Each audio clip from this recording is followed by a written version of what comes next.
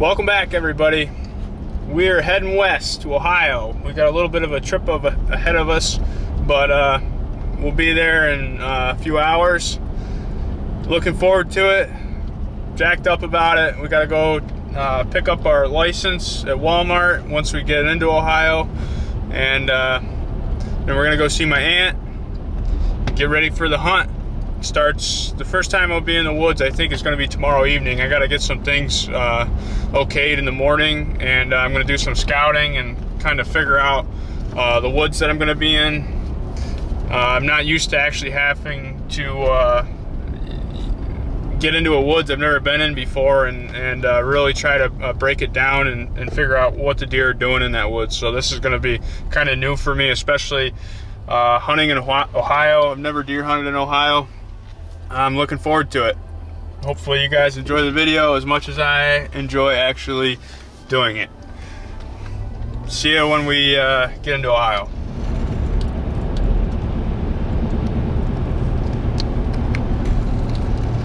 Ohio, find it here.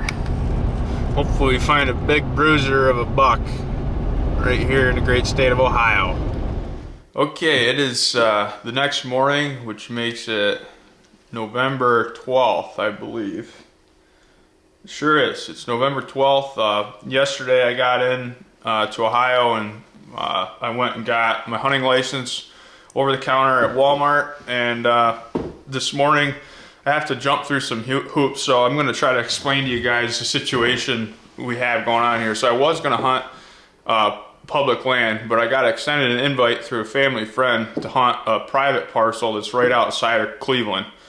And it takes a little more than just getting a hunting license to hunt this piece. It's an archery only area, and on top of that you have to get written permission from the landowner and then any neighboring parcels around that parcel. So it's kind of a process. Have to make some calls and contact some people. But anyways, after talking with the property owner that I was going to hunt on, he was able to get me the written permission that I needed to hunt that. So I have to take that written permission to the police department right here in town, and then get a special permit saying that I have the ability to archery hunt this section. So it's kind of unorthodox, a little different than normal, but that's the process I had to go through to be able to hunt this piece of woods. It's actually like a 15-acre chunk, which is a pretty good chunk of woods for being in a suburban area. But I have absolutely no idea what this woods is like. I've never stepped foot in it in my life. I don't know if there's deer here or not. They say they see deer and stuff, but I'm excited to just dive into a new woods that I've never been into before, and just kind of feel it out and figure out what I need to do to kill a nice buck in it. So we got to run to the police station this morning. I got to get that permit, and then I'm all set. We're good to hunt. I'm going to go into the woods. I got a few trail cameras I want to set up, and then I just got to I'm going to scout it and see what areas look good, what areas don't look good. I know there's a giant ravine that runs right through the center of it. A giant ravine. It's not just like a little ravine, it's a huge ravine. So that actually, I kind of like that, because those features like that, huge inclines and topography and stuff, the deer like to run the top edge of those. So it's actually going to zero in deer movement for, in my favor, I think.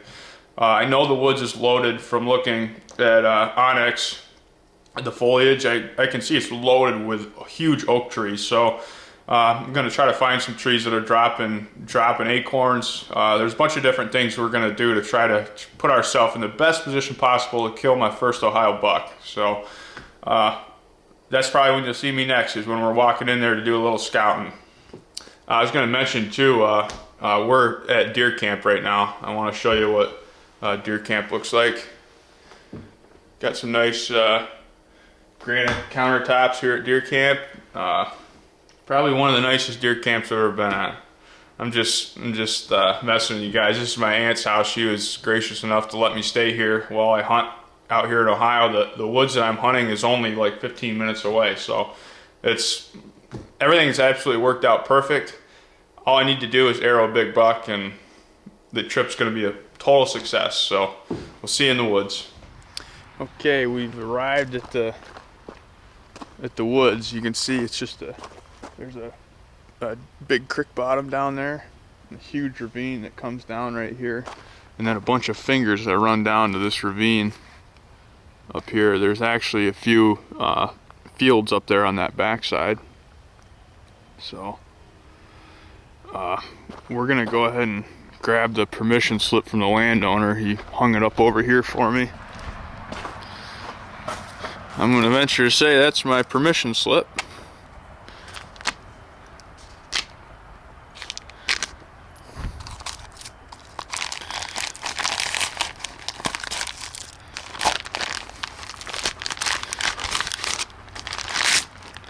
That's pretty darn good service right there, I'd say. So then I gotta take this to the police department and get a special permit.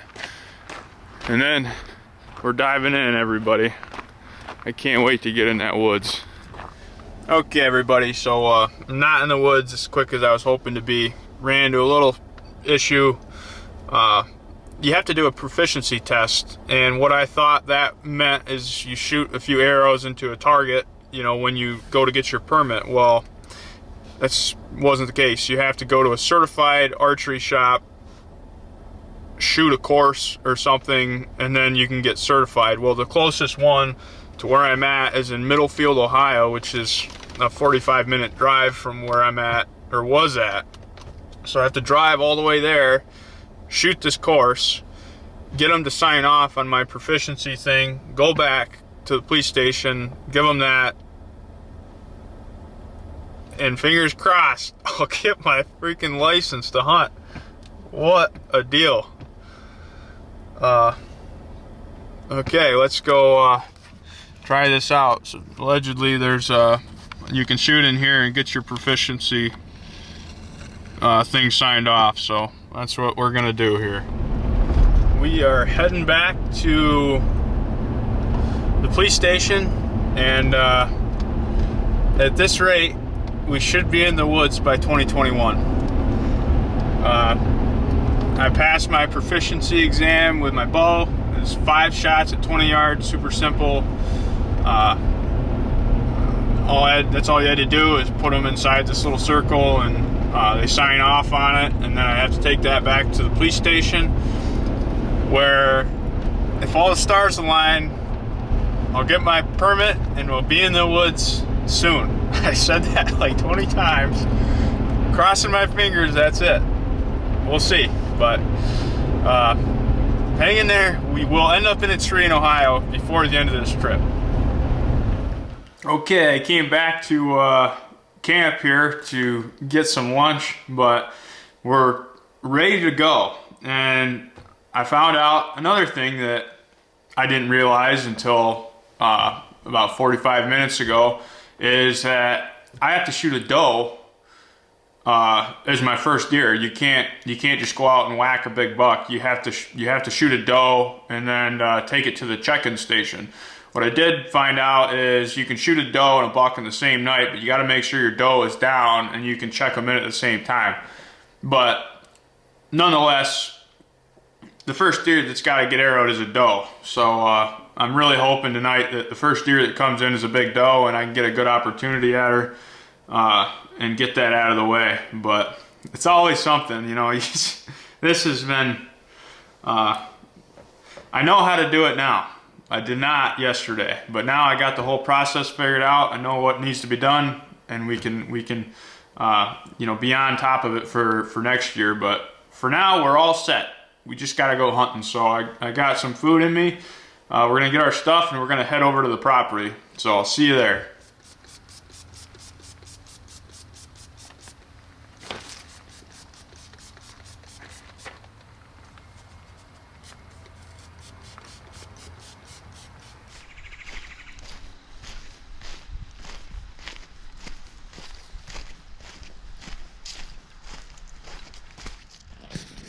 Been walking around, and there's a big deer trail that goes right up along the river right there, and look at those big buck rubs on those pines.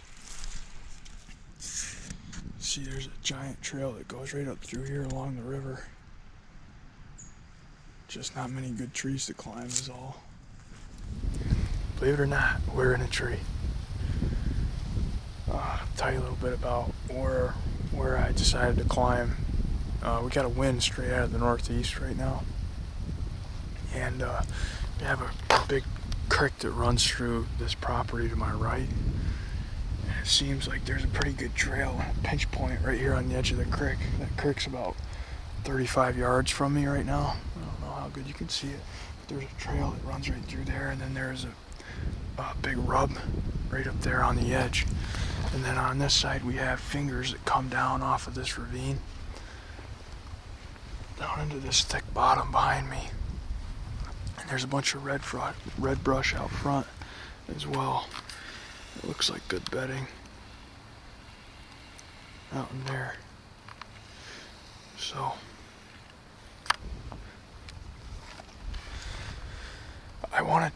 I really wanted to look this property over a lot more than I did, but I knew I was going to hunt it tonight, and I didn't want to get my ground scent everywhere, especially in that brush. When you walk around, that brush catches, you rub your clothes along it all and stuff, and just not good.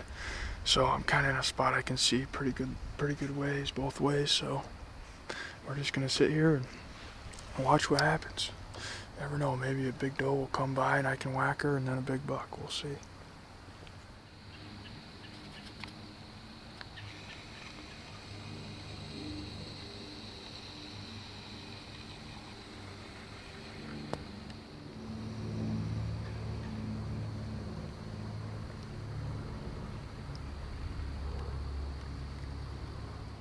I ended up changing my location a little bit. I moved about 60 yards to the right up the stream. This wind keeps swirling. It kept going right into that thick bedding, which is right over my shoulder right here.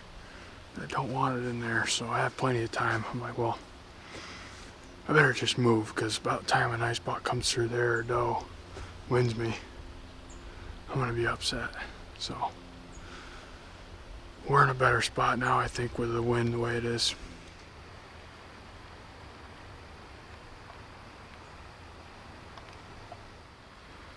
See, there's quite a few tracks right there on the edge of the creek. Going down, drinking water.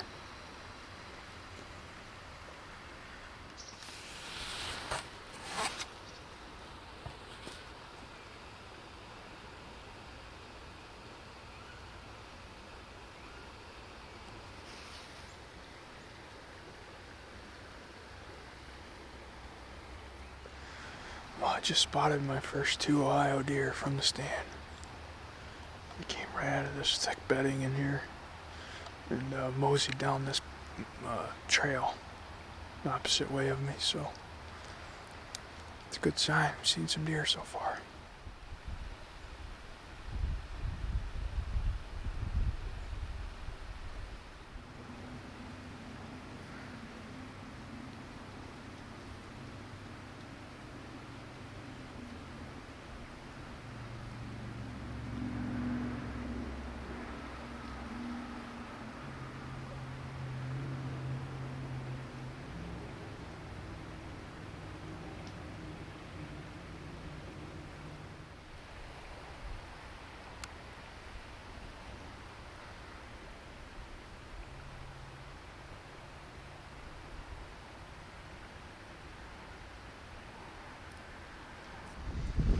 I just spotted 2 more deer on the opposite ridge side. Looked like 2 does that were going right up the ridge away from me. They came right over the top and then right back up. But I heard something over there, but there's a bunch of squirrels messing around, and I didn't realize they were deer till I could see them pretty easily. I'm ready for the sun to go down over the hill.